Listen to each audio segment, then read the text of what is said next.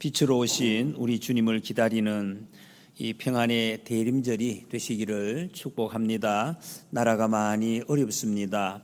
여러분들이 잘 아시는 분도 또 대충 알아도 이 나라가 지금 대통령 이 국회에서 탄핵이 가결이 되어서 대통령 직무가 정지되고 나라가 어쨌든 여러 가지로 어지럽고 힘든 가운데 있습니다. 우리는 이 나라의 국민들입니다.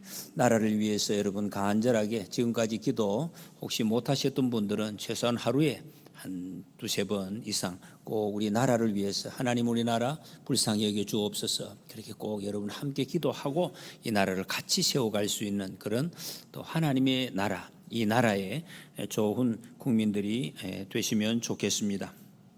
지금 하나님께서 40년간 광야에서 지치고 낙심한 모세를 불러서 애굽으로 이스라엘 백성들을 구원해 내라고 보내고 계십니다. 지난 시간까지 우리가 말씀 읽어왔습니다만은 모세는 아직까지 적극적이지를 못하고 있습니다. 하나님의 말씀에 하나님 좋습니다 하고 이렇게 따라가지를 못하고 있어요. 그래서 마음의 한쪽 편에는 많이 두렵습니다. 그래도 어쨌든 여러 차례 하나님의 설득에 의해서 모세는 말씀대로 갑니다. 애굽으로 지금 갑니다. 순종해서 가는 길입니다. 근데 순종하고 가는데 그 앞에서 갑자기 길 중간에 숙소에서 도착하기도 전에 하나님께서 모세를 죽이려고 하십니다. 참 이해되지 않는, 정말 지금까지도 이해 안 되는 일이 많았는데 최고로 이해되지 않는 이런 장면이나 열심히 설득을 해서 그냥 겨우 하나님 일을 하라고 그리고 꾸죽꾸죽 하고 있는데 왜 또 잡아서 죽이려고 하시나. 굉장히 이 구절이 많은 학자들에게도 난해 구절 이렇게 부르고 있습니다. 그러나 성경이 우리에게 잘 모르는 부분도 있지만 확실한 부분도 있습니다. 우리는 이 어려운 말씀을 굳이 열심히 따질 필요는 없습니다. 성경에서 우리에게 분명하게 알려주신 부분만 우리가 알고 그 말씀대로 걸어가면 될 것입니다. 18절 보니까 모세가 그의 장인 이드로에게 돌아가서 그에게 이르되 내가 애굽에 있는 내 형제들에게로 돌아가서 그들이 아직 살아있는지 알아보려 하오니 나로 가게 하소서. 이드로가 모세에게 평안히 가라 하니라 그랬습니다. 하나님의 임재를 그 가시덤불 가운데서 경험을 하고 나서 자기 집에 간 거예요. 이드로 집이 자기 집 아닙니까? 40년 동안 같이 일하던 자기 장인에게. 여러분 이 상황을 잘 보시면 굉장히 쉬운 부분이 아닙니다. 거의 한 가족이 되었습니다. 힘들든 좋았든 간에 같이 살든. 그리고 이 가정의 일에 아주 중요한 부분을 모세가 차지하고 있습니다. 그런데 장인에게 나 떠납니다. 어떻게? 얼마나 큰 일이 이 상황이 달라집니까? 말하기가 굉장히 어려운데 어렵게 내가 가서 우리 이렇게 형제들이 사실 못 만났잖아요. 살아있는지 한번 확인해 보려고 합니다. 그랬더니 장인에게 인사드리니까 그 장인이 이드로가 평안히 가라 축복을 해 줍니다. 굉장히 큰 하나의 마음의 이 담을 넘었습니다. 평안을 빌어주니까. 그런데 이드로도 참 좋은 사람인 것 같습니다. 성경에 다른 장인들이 나오는데 굉장히 힘든 장인들이 많았습니다. 그런데 이드로는 평안의 축복을 빌어줍니다. 그리고 또 하나님께서 모세에게 두려움도 벗겨주십니다. 19절에 애굽으로 돌아가라. 네 목숨을 노리던 자가 다 죽었느니라. 지금까지 40년 지났지만 여러분 자기가 살인자잖아요. 살인을 했잖아요. 살인의 경험자단 말이에요. 그 마음 한켠에는 아직도 그 살인에 대한 자기를 그 보복에 대한 두려움이 그래서 도망을 가는 것 아닙니까? 있었는데 이 하나님께서 그 사람들 다 죽었다. 한 세대가 다 지나가기 때문에 두려워할 것이 전혀 없다. 마음속에 갇혀있던 두려움이 조금 사라지는 이런 경험을 할 수 있도록 지금 이렇게 또 하십니다. 걱정하지 마라. 또 20절에 모세가 그의 아내와 아들들을 나귀에 태우고 애굽으로 돌아가는데 모세가 하나님의 지팡이를 손에 잡았더라 그랬습니다. 이 단어는 처음 나오는 단어이죠. 하나님의 지팡이. 모세가 짚고 있는 지팡이가 하나님 지팡이 어떤 지팡이입니까? 금으로 만들어졌는가? 아니면 다른 그런 것이 아니라 원래 양칠 때 짚고 있던 그 지팡이였습니다. 지팡이. 그것인데 이거는 모세의 고백입니다. 모세가 그렇게 고백하는 어떤 마음으로 고백을 하겠습니까?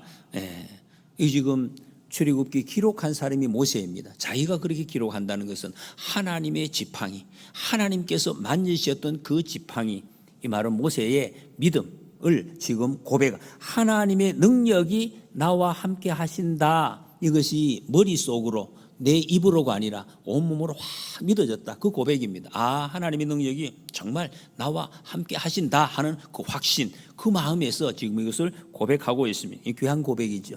여러분, 우리가 입술로 말을 많이 들어요. 말씀은 우리가 설교 얼마나 많이 듣습니까? 얼마나 많이 하나님의 말씀을 우리가 듣고 있습니까? 아, 하나님 살아계신 분, 능력 있는 분 압니다. 그런데 내 온몸으로 확 이렇게 체험되어지는 거하고는 정말 천지 차이죠. 이 모세는 지금 그것을 체험했다는 것입니다. 23절에 보니까 내가 네 아들 네 장자를 죽이리라 하셨다 하라. 요거는 이제 애굽에 가서 모세가 그 만날 새로운 바로 왕에게 할 말을 알려주시는 것. 이 얼마나 큰 걱정입니까? 하나님 명령을 받았어요. 순종해서 가요. 그러면 가서 내가 어떻게 해야 될까? 그걸 모르면 참 이것도 머리가 복잡합니다. 그런데 하나님이 그 일까지도 알려주십니다. 사명의 내용. 가서 27절에 보면 아론을 또 보내서 너를 도와주겠다. 이게 무슨 말입니까? 예, 하나님 앞에 모세가 가지 못할 이유 중에 하나가 나는 입술이 둔합니다. 이 말이 더듬거린데 다른 자료들이 있습니다. 야살의 책이나 거기 보면 어쨌든 이 모세가 뭐 어릴 때 이렇게 불 같은 거를 잘못 먹어서 혀 자체가 잘못돼서 아무리 똑바로 말하려고 해도 말이 제대로 되지 않는 그런 상태였다. 뭐 어쨌든 간에 그 약점을 보완해 줄 수 있는 돕는 사람을 내게 붙여주겠다. 큰 거죠. 옆에 나를 위해서 적극 지지해 줄 수 있는 그런 사람이 한 사람이 있는 거 얼마나 큰 위로입니까? 이렇게까지 하나님이 하나씩 모세의 약점을 채워주고 모든 가서 사명을 감당할 수 있는 준비를 철저하게 이렇게 보면 다 시킨 것 같습니다. 이 정도 되면 여러분 이 정도 되면 많은 준비를 주신 것 아닙니까? 그런데 준비 다 됐는데 하나님께서 이제 이렇게 가는데 모세를 죽이려고 하신다. 참 희한한 하나님이시다. 그런 생각이 듭니다. 이 말은 그러나 여러분 한편으로 보면 하나님은 우리를 위해서 꼭 필요한 일만 행하시는 하나님. 그러니까 이 죽이려고 하시는 것도 반드시 모세에게 무언가를 준비시키려고 하는 것이 있다 하는 것은 우리가 알 수가 있습니다. 무슨 일인가? 왜 죽이려고 하셨는가? 무슨 준비가 더 남아있는가 하는 것이. 이 죽음을 제가 그림으로 보니까 그림에는 천사가 칼을 들고 이렇게 와서 죽이려는 그런 수도 있고 아니면 또 다른 자료에 보면 이 모세가 병에 걸려서 이 병이 너무 독한 병이기 때문에 막 병에 걸려 죽어가는 이런 지금 모습으로도 할 수 뭔지는 모르겠어요. 그러나 이제 죽기 직전이다. 죽어가는 모습이다. 이런 말씀입니다. 여러분 죽음은 우리 여기 저와 여러분은 살아 있습니다.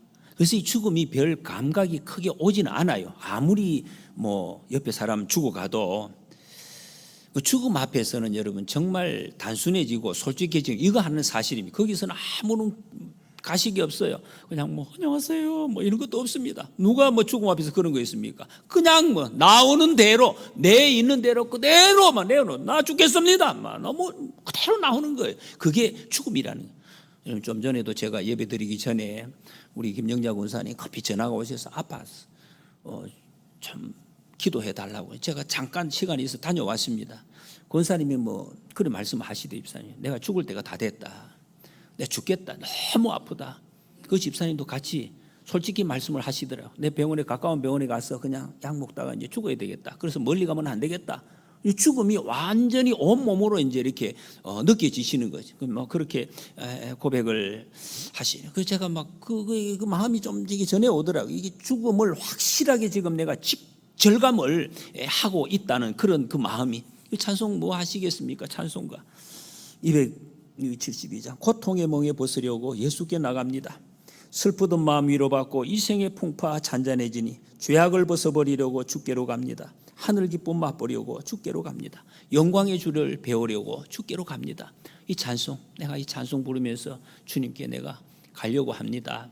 이런 말씀을 하셨습니다. 죽음 앞에서는 다른 거 아무것도 없습니다. 미움도 그런 물질도 여러분 학교에서 공부 잘하는 아무 관계 죽음 앞에서는 이런 것은 아무 제로 아무것도 없는 그냥 그 죽음 앞에서 순전한 내 모습 하나님이 나를 보시는 그 모습 그것만이 남는 그 죽음이 지금 모세는 죽어가고 있습니다. 이 죽음 앞에 있습니다. 그때 하나님께서 뭘 모세를 통해서 깨닫게 하시는가?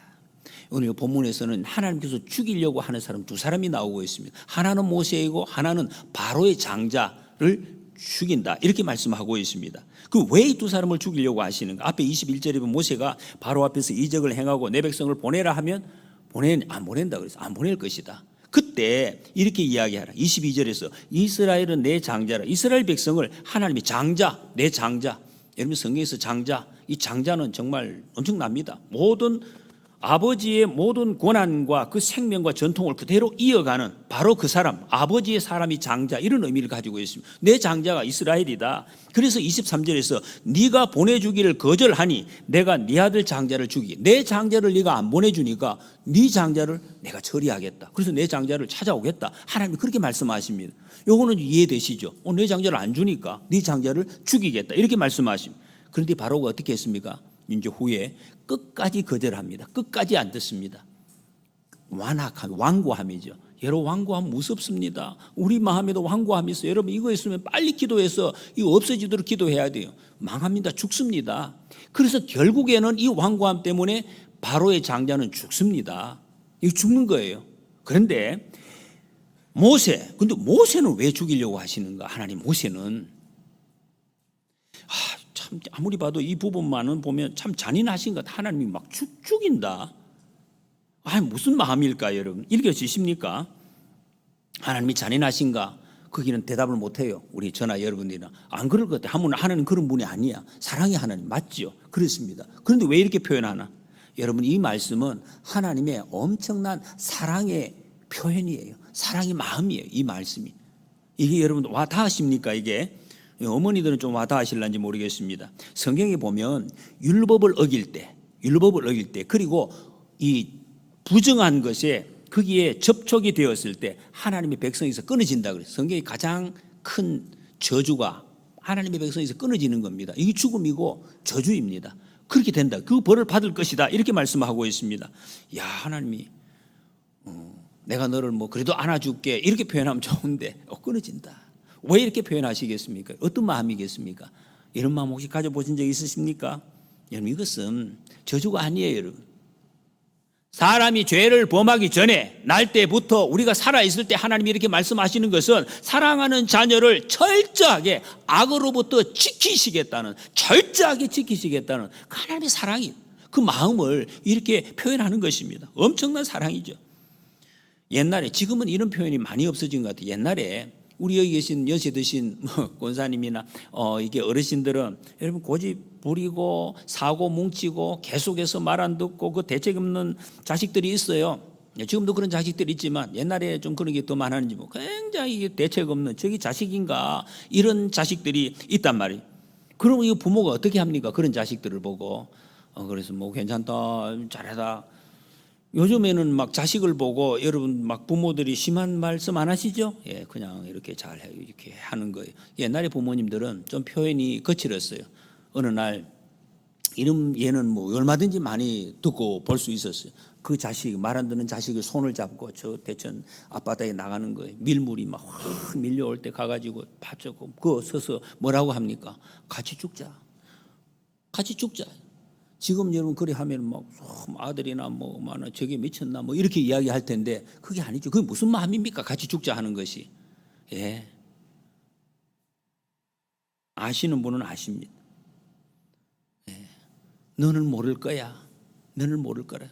내가 얼마나 너를 사랑하는지 너를 모를 거야. 그 마음이죠. 그 마음이에요. 그 말을 그렇게 표현하는 거예요. 정말로. 이보다 더 깊고 더 강력한 사랑의 표현은 없다는 거죠. 지금 하나님이 그 말씀을 하고 있습니다. 오히려 요즘은 그냥 좋은 말로 평안한 말로 괜찮다 좋다 힘내라 이런 말로 오히려 옛날보다 좀 사랑의 깊이가 좀 이렇게 옅어지지 않았나 하는 생각을 해봅니다. 여러분이 모세를 죽이려고 하신 이유는 여기 성경에 분명히 밝혀진 것은 할례 때문입니다. 할례 때문.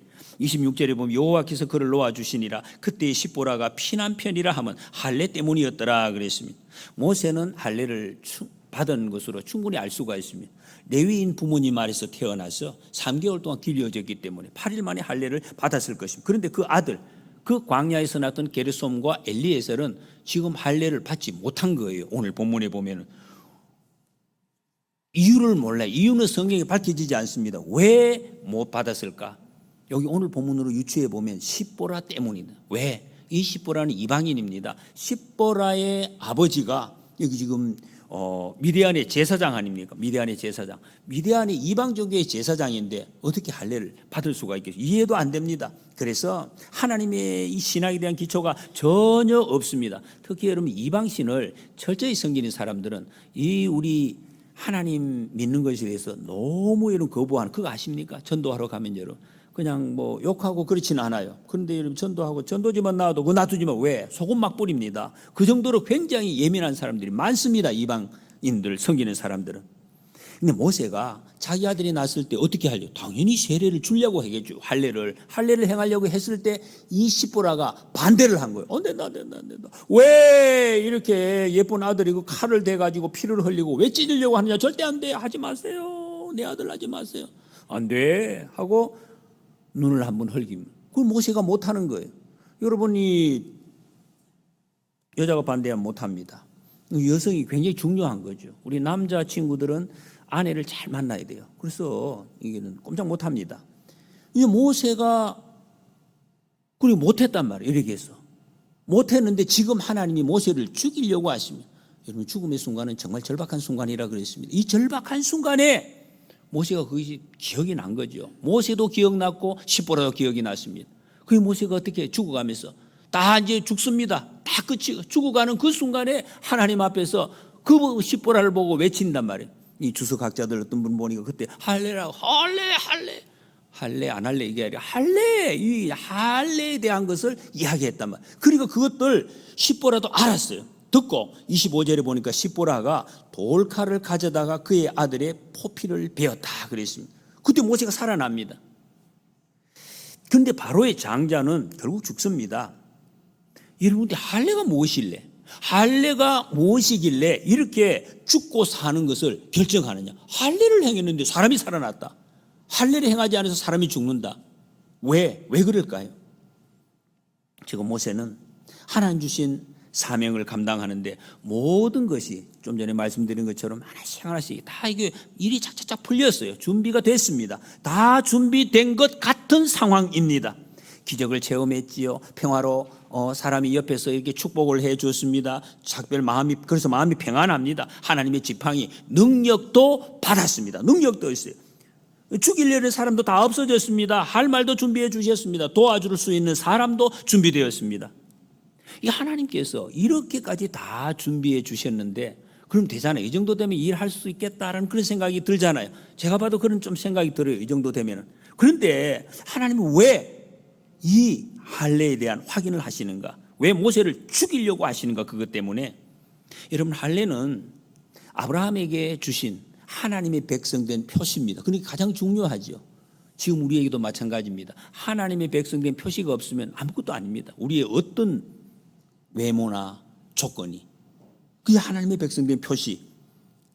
창세기 17장에 보면 할례를 받지 아니한 남자 곧 그 포피를 베지 아니한 자는 백성 중에서 끊어진다 그랬습니다. 그래서 난지 8일 만에 할례를 꼭 행할 것을 하나님이 말씀을 하셨습니다. 여러분 할례는 남자들에게 남자아이 난지 8일 만에 그 생식기의 포피를 끊어내는 것입니다. 얼마나 아프고 물론 이제 어릴 때는 또 이 아픔이 좀 덜하다고 하지만 굉장히 그런 것입니다. 잘라내는 것. 근데 이게 의미가 있습니다. 하나님이 언제 주세요? 아브라함이 99세 때 이걸 행하라고 했습니다. 99세 때.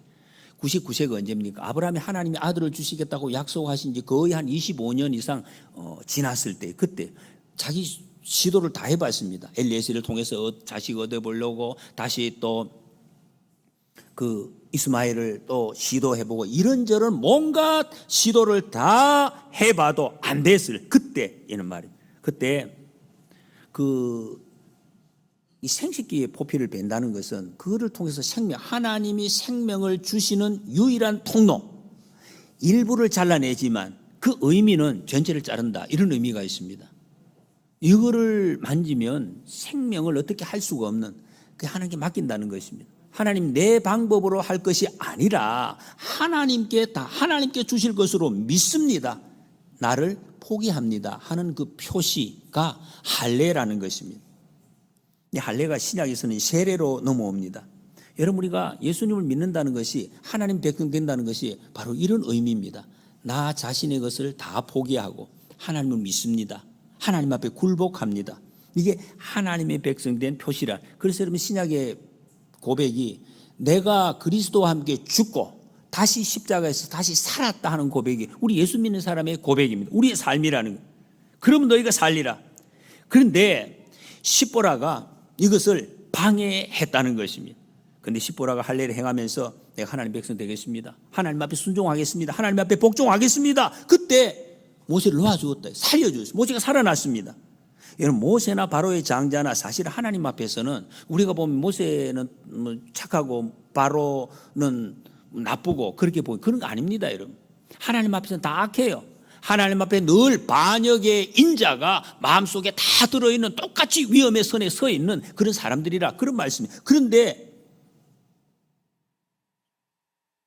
하나님 앞에서 자기를 복종시키는 사람, 생명을 얻는다 하는 것을 여기서 보여주고 있습니다. 하나님 앞에 복종할 때 25절에 보면 그의 아들의 보피를 베어 그의 발에 갖다 대며 그랬어요. 모세가 살아난 때가 할례를 정확하게 할례를 행했을 때가 아니라 그 보피를 뜯은 것을 발에다가 갖다 대었을 때, 여기 이제 모세의 발에 갖다 대었을 때 그때 모세가 살아났다는 것입니다. 여기 갖다 대다라는 단어가 아주 중요합니다. 출애굽기 12장에 보면 이제 조금 이따가 나오는 거죠. 우리는 본문에 이스라엘 백성들이 출애굽할 때에 그때 양을 잡아서 피를 이 우슬초로 문 임방에 바르라 그랬습니다. 22절에 보면 그릇에 담은 피에 적셔서 그 피를 문 임방 좌우 설주에 뿌리고 라고 말씀했습니다. 요 뿌린다, 피를 뿌린다라는 이 단어와 오늘 여기 갖다 대다 하는 단어와 어근이 같습니다. 갖다 대는 거예요. 피를 뿌리는 것입니다. 그래서 25절에 당신은 참으로 내게 피난편이로다 이렇게 고백합니다. 이 피난편, 요 말씀만 쏙 빼서 하면 이게 무슨 말씀이지 이런데 이 말씀입니다. 피를 뿌려서 살아났다. 그래서 당신은 피 때문에 살았다. 이런 의미라는 것입니다.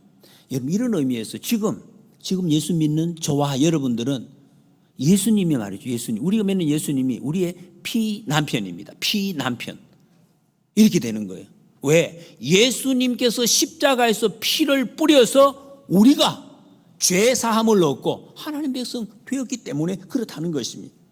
하나님의 거룩한 신부로 삼아 주셨습니다. 다른 말로 그 피가 나를 살렸다. 나를 살게 한다. 그 피 때문에 살았다 하는 말씀입니다. 지금 하나님은 애굽을 심판하시려고 합니다. 그때 그 죽음의 심판 앞에서 어떻게 생명을 얻는가?